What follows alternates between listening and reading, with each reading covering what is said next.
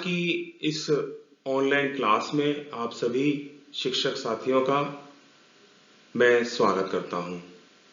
प्यारे बच्चों, आज हम क्लास 7 के गणित विषय में अध्याय 12 क्षेत्रमिति के अंतिम भाग 3 में क्षेत्रमिति से संबंधित विषय वस्तु पर बात करेंगे। आज तक हमने आयताकार क्षेत्र, त्रिभुजाकार क्षेत्र और समानांतर चतुर्भुज से घिरे क्षेत्र के क्षेत्रफल के विषय में हमने बात की। आज हम घन और घनाभ के विषय में अध्ययन करेंगे। साथ ही साथ समचतुर्भुजाकार से घिरे क्षेत्र का क्षेत्रफल कैसे निकाला जाता है, इस विषय में अध्ययन करेंगे। और हम अभ्यास 12F तथा 12G के कुछ प्रश्नों को हल करने का प्रयास करेंगे और अंत में एक ऑनलाइन गतिविधि करेंगे। नाम रहेगा फलक बताओ। बात करते हैं समचतुर्भुजाकार का क्षेत्रफल। जैसा कि हम यहां पर देख पा रहे हैं, यह एक आकृति है और इसका हमने नाम लिया ABCD। यह एक समचतुर्भुजाकार क्षेत्र है। समचतुर्भुजाकार क्षेत्र की अगर हम बात करें तब इसमें चारों भुजाएं बराबर होती हैं। यानी हम ऐसा कह सकते हैं कि ऐसा एक आयत जिसकी चारों भुजाएं बराबर हों, वह समचतुर्भुजाकार कहलाता है। अब बात करते हैं समचतुर्भुजाकार के कुछ अन्य कैरेक्टरिस्टिक्स के बारे में। तो समचतुर्भुजाकार के विकर्ण एक दूसरे को समकोण पर समद्विभाजित करते हैं। अगर हम इसको विस्तार रूप से समझें तो यहां पर AM बराबर होगा MC के और इसी प्रकार BM भी बराबर होगा BD के और AC पर लंब होगा BM। यह भी हम कह सकते हैं। समचतुर्भुज के विकर्ण द्वारा बने चारों त्रिभुज सर्वांगसम होते हैं। इसको हम समझ सकते हैं जैसे कि हम यहां देख पा रहे हैं। यहां हमारे पास BMC, DMC, इसी प्रकार DMA और BMA, इस तरीके से चार हमारे पास त्रिभुज हैं और यह चारों त्रिभुज समवांगसम त्रिभुज कहलाएंगे। अतः हम कह सकते हैं कि समचतुर्भुज के विकर्ण द्वारा बने चारों त्रिभुज सर्वांगसम होते हैं। अब कुछ और बात करते हैं। जैसे समचतुर्भुजाकार के क्षेत्रफल की जब हम बात करें तो हमने यहां पर एक ABCD समचतुर्भुजाकार क्षेत्र ज्ञात किया।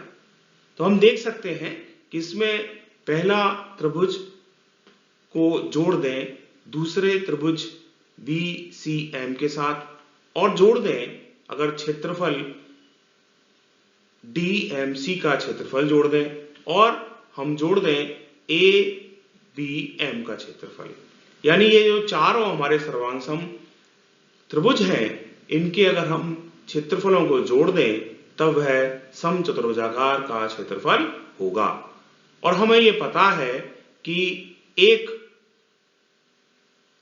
समवांगसम त्रिभुज का जो क्षेत्रफल होगा वही शेष तीनों सर्वांगसम त्रिभुजों का क्षेत्रफल होगा। अतः हम यह भी कह सकते हैं कि 4 से गुणा कर दें किसी एक सर्वांगसम त्रिभुज का, तो हम कह सकते हैं कि सर्वांगसम जो हमारे त्रिभुज हैं उसका 4 से गुणा करने पर समचतुर्भुजाकार क्षेत्र का क्षेत्रफल ज्ञात हो जाएगा। निष्कर्षतः हम कह सकते हैं कि समचतुर्भुजाकार का क्षेत्रफल होगा 4 गुणा विकर्णों द्वारा काटने पर बने एक समकोण त्रिभुज से घिरे क्षेत्र का क्षेत्रफल। समचतुर्भुजाकार का क्षेत्रफल हम देख रहे हैं, एक ABCD एक समचतुर्भुजाकार क्षेत्र है और हम ये जानते हैं कि समचतुर्भुजाकार का क्षेत्रफल होता है 4 गुणा विकर्णों द्वारा काटने पर बने एक समकोण त्रिभुज से घिरे क्षेत्र का क्षेत्रफल। यहां पर हम कह सकते हैं कि 4 गुणा एरिया ऑफ BCM, त्रिभुज BCM से घिरे क्षेत्र का क्षेत्रफल को अगर हम 4 से गुणा कर दें तब वह समचतुर्भुजाकार क्षेत्र का क्षेत्रफल होगा। आइए सबसे प्रथम हम समकोण त्रिभुज BCM का क्षेत्रफल ज्ञात करते हैं। हमें अच्छे से पता है कि हाफ बेस इंटू हाइट होता है, अतः हाफ BM इंटू MC। यह त्रिभुज BCM का क्षेत्रफल होगा। अब हम जानते हैं कि MC बराबर है हाफ ऑफ AC के, क्योंकि यह सम द्विभाजित करता है। तब हमने जब वैल्यू रखी तब हमारे पास इस तरह से वैल्यू प्राप्त हो गई। अब हमने MB की वैल्यू रखी, MB भी हमारा हाफ BD है। तो हमने जब वैल्यू रखी और उसे सॉल्व किया तो हमने देखा कि हाफ AC विकर्ण और हाफ BD यानी हाफ AC विकर्ण गुणा दूसरे विकर्ण BD, यह हमारा होगा समचतुर्भुजाकार का क्षेत्रफल। तो हम कह सकते हैं कि समचतुर्भुजाकार का क्षेत्रफल होगा हाफ विकर्णों का गुणनफल। अब हम अभ्यास 12F के प्रश्न 2 की बात करते हैं। प्रश्न में कहा गया, एक आकृति दी गई है, इसमें कहा गया है कि समचतुर्भुज ABCD से घिरे क्षेत्र का क्षेत्रफल 24 सेंटीमीटर है और OD 3 सेंटीमीटर है। तो 2 प्रश्न ज्ञात करने हैं। सबसे पहले हमें विकर्ण BD की लंबाई ज्ञात करनी है। तब हमें पता है कि BD बराबर है ट्वाइस ऑफ OD के। विकर्ण BD की लंबाई होगी 2 गुणा 3 अर्थात 6। यही हमें प्राप्त करना था। विकर्ण BD की लंबाई हो गई 6 सेंटीमीटर। अब बात करते हैं सेकंड दूसरे भाग की, जिसमें विकर्ण AC की बात की गई है। तब हमें एक सूत्र पता है कि समचतुर्भुजाकार का क्षेत्रफल होता है हाफ गुणा विकर्ण BD गुणा विकर्ण AC। हमें क्षेत्रफल भी ज्ञात है और विकर्ण BD भी हमें ज्ञात हो गया है। तब हमने यहां से विकर्ण AC को दूसरे फॉर्मूले के तहत हमने ज्ञात किया। तो हमने जब क्रॉस मल्टीप्लाई किया तो हम विकर्ण AC की बात कर सकते हैं और वह होगा 2 गुणा समचतुर्भुजाकार का क्षेत्रफल बटे विकर्ण BD। तब विकर्ण AC का मान जब हमने समचतुर्भुजाकार क्षेत्र का क्षेत्रफल रखा और BD का रखा तब हमें प्राप्त हुआ 8, यानी विकर्ण AC की लंबाई हो गई 8 सेंटीमीटर। यही हमें प्राप्त करना था। अब हम घनाभ के विषय में अवधारणा को विकसित करेंगे। जैसा कि हम यहां पर देख रहे हैं, एक नीले कलर की आकृति है। अब हम इस घनाभ को समझने के लिए हम इसको 3D में लेकर जाएंगे। तो हम आइए इसको घुमाते हैं। तो हमने देखा कि यह दूसरा इसका फलक था, जो पहला था वो हमने पहली बार देखा। अब हमने इसको और घुमाया तो हमने ये देखा कि इसका तीसरा फलक हो गया। फिर हमने घुमाया तो ये हमारे पास चौथा फलक आ गया। यानी इस प्रकार से ये हमारे 4 फलक सामने दिखते हैं और हम देख सकते हैं एक फलक ऊपर हमें दिख रहा है। यह घनाभ का 5वां फलक हो जाता है और इसके ठीक नीचे, यानी कि इस प्रकार से हम देखें तो ये हमारा 6ठा फलक होगा। तो हम ये कह सकते हैं कि एक ये घनाभ की अवधारणा है। इसमें हमारे इस घनाभ में 6 फलक होते हैं और साथ ही साथ हम इसके बारे में और समझेंगे कि इसमें कितने शीर्ष हो सकते हैं, कितने इसमें भुजा हो सकती हैं। आइए देखते हैं। यह एक हम इसको इस प्रकार से भी समझ सकते हैं कि जैसे चौक का डिब्बा या माचिस की डिब्बी, इसको हम देख सकते हैं और अगर हम इसको खोल दें तब हम देखेंगे कि इसमें 6 अलग अलग फलक हमें प्राप्त होंगे। संपूर्ण पृष्ठ की हम बात करते हैं तो हम सबसे पहले जान लेते हैं कि इसमें 8 शीर्ष होंगे और 4 शीर्ष हमारे इस प्रकार से होंगे। इसी प्रकार से 12 कोर या भुजाएं होती हैं और इसमें जैसे हमने बात किया, अभी हमने अच्छे से देखा था कि 6 फलक होते हैं और यहां पर हम ये कह सकते हैं कि प्रत्येक फलक आयताकार होता है। ऊपरी फलक और निचली फलक यह सम्मुख फलकों का एक जोड़ा होता है। इसी प्रकार से यहाँ पर 2 जोड़े और हमारे पास में होते हैं जो बाएं और दाएं वाले फलकों के होते हैं और सामने और पीछे वाले फलकों का जोड़ा होता है। इस प्रकार से हमारा यह घनाव का अवधारणा हम समझ सकते हैं। अब बात करते हैं संपूर्ण पृष्ठ की। तो हमने एक घनाव को देखा और हमने जाना कि घनाव का जो संपूर्ण पृष्ठ होगा वह ऊपरी फलक और निचली फलक का क्षेत्रफल होगा, साथ ही साथ बाएं और दाएं वाली फलक का क्षेत्रफल होगा और सामने और पीछे वाली फलक का क्षेत्रफल होगा। यदि अगर हम इसको लंबाई गुणा चौड़ाई के तहत देखें तो हम देखेंगे कि 2 का अगर हम गुणा कर दें, लंबाई गुणा चौड़ाई प्लस चौड़ाई गुणा ऊंचाई प्लस ऊंचाई गुणा लंबाई में, क्योंकि हमारी लंबाई गुणा चौड़ाई 2 बार होती है, इसी प्रकार 2 बार चौड़ाई गुणा ऊंचाई होती है, इसी प्रकार 2 बार लंबाई गुणा ऊंचाई आती है। जब हम सब ऊपरी फलक की बात करते हैं, निचली फलक की बात करते हैं, बाएं फलक की बात करते हैं, दाएं फलक की बात करते हैं, सामने वाले फलक की बात करते हैं और पीछे वाले फलक के क्षेत्रफलों की बात करते हैं, तो हमने 2 को कॉमन ले लेते हैं। अब अगर हम मान लें कि इनकी भुजाओं की कुछ यूनिट है, तो हमने ABC हमने लंबाई चौड़ाई और ऊंचाई मानी, तो हम कह सकते हैं कि 2 गुणा AB plus BC plus C। अतः घनाव का संपूर्ण पृष्ठ होगा 2 गुणा AB plus BC plus C। अब हम अभ्यास 12G के प्रश्न 5 की बात करते हैं।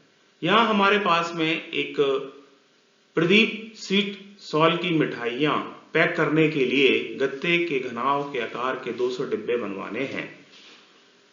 प्रदीप को यह कार्य दिया गया है, जिसकी डिब्बे की लंबाई है 25 सेंटीमीटर, चौड़ाई 20 सेंटीमीटर और ऊंचाई 5 सेंटीमीटर। गत्ते का मूल्य 40 प्रति वर्ग मीटर है, तो डिब्बे बनवाने में कुल कीमत ज्ञात करिए। यह हमारा प्रश्न है। हमने इस प्रश्न में जो दिया गया है वह लंबाई, चौड़ाई और ऊंचाई है और हम जानते हैं कि यह एक घनाव की आकृति है और घनाव की आकृति का संपूर्ण पृष्ठ होता है 2 गुणा AB plus BC plus C। तो हमने जब इनकी वैल्यूज रखी तो हमारे पास प्राप्त हुआ एक घनाव के आकार के डिब्बे का संपूर्ण पृष्ठ, जो कि 1450 हुआ। हमारे प्रश्न में 200 डिब्बों की बात कही गई है, तब 200 का जब गुणा कर देंगे जो कि 29,000 यह हमें फिगर प्राप्त होगी। यह होगा 200 घनाव के आकार के डिब्बे का संपूर्ण पृष्ठ। हमने 200 घनाव के आकार के डिब्बे का संपूर्ण पृष्ठ ज्ञात कर लिया। हम इस पृष्ठ को अब वर्ग मीटर में बदलेंगे,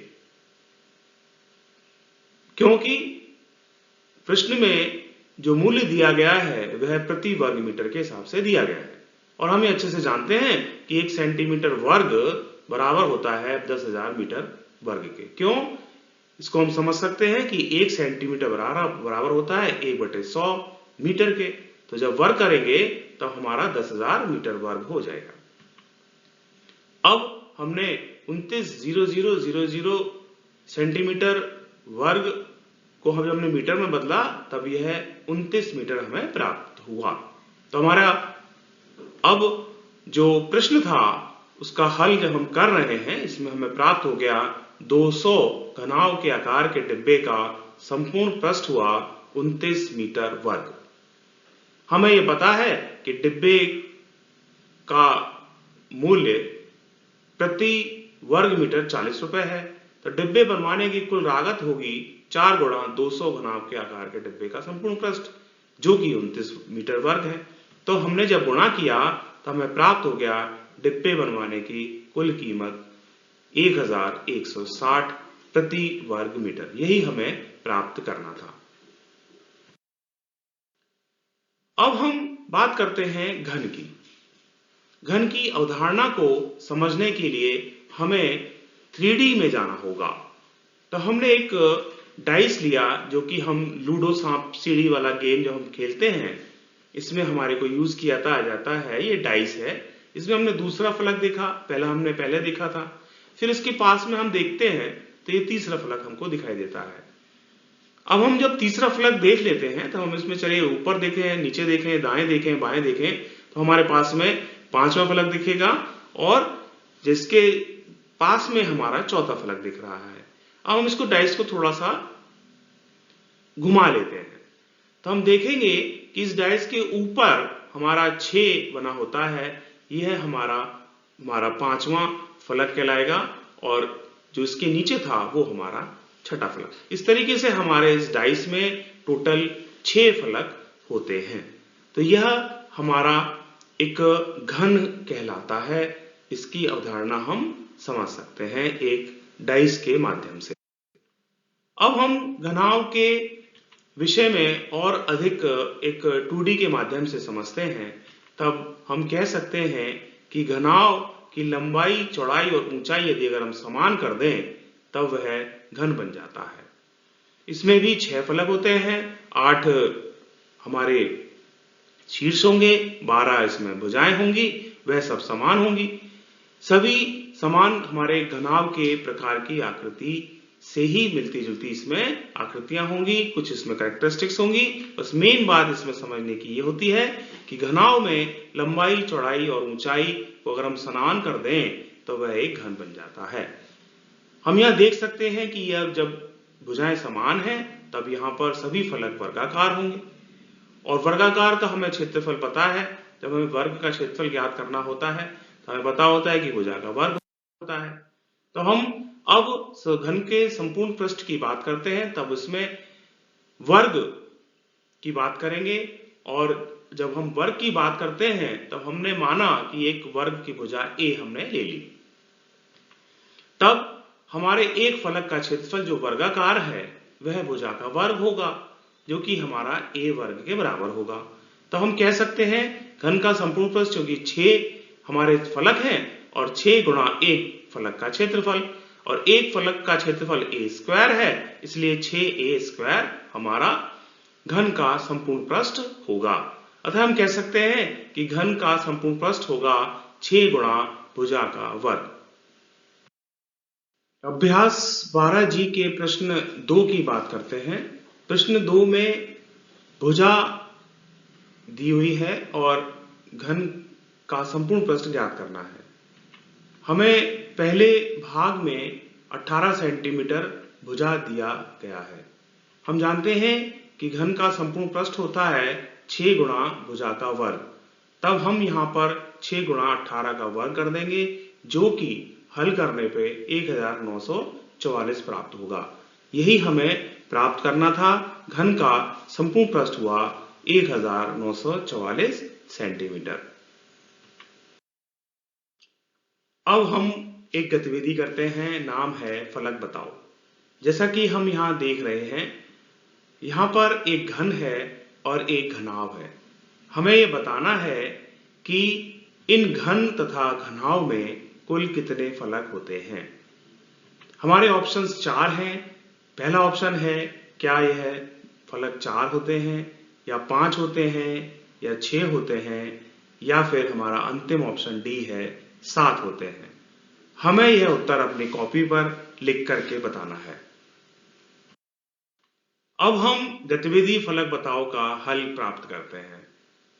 घन और घनाभ में कुल कितने फलक होते हैं, इसको समझने के लिए हम 3D में जाते हैं और सबसे पहले इस घनाव को हम घुमाकर देखते हैं। हम देख रहे हैं कि इस घनाव में हमारे समक्ष 6 फलक हमें दिख रहे हैं। इसी प्रकार से अब हम घन की बात करते हैं। आइए घन को भी घुमा लेते हैं। हमने जब घन को भी घुमाया और हमने देखा कि यहां पर हमको घुमाने के बाद 6 फलक हमें यहां पे दिखाई दे रहे हैं। अतः हम कह सकते हैं कि हमारा सी ऑप्शन सही है और वह ऑप्शन हमारा 6 फलक हमें बताता है। हम यहाँ पर इन फलकों के बारे में यह भी कह सकते हैं कि हमारे इन घन और घनाव में 6 फलक होते हैं। एक ऊपर फलक होता है, एक नीचे फलक होता है, एक दाएं और बाएं और सामने और पीछे। तो इस प्रकार से इस गतिविधि का सही उत्तर हुआ 6। आज की इस YouTube सेशन में आप सभी को आज की विषय वस्तु समझ में आई होगी। आप सभी का बहुत बहुत आभार।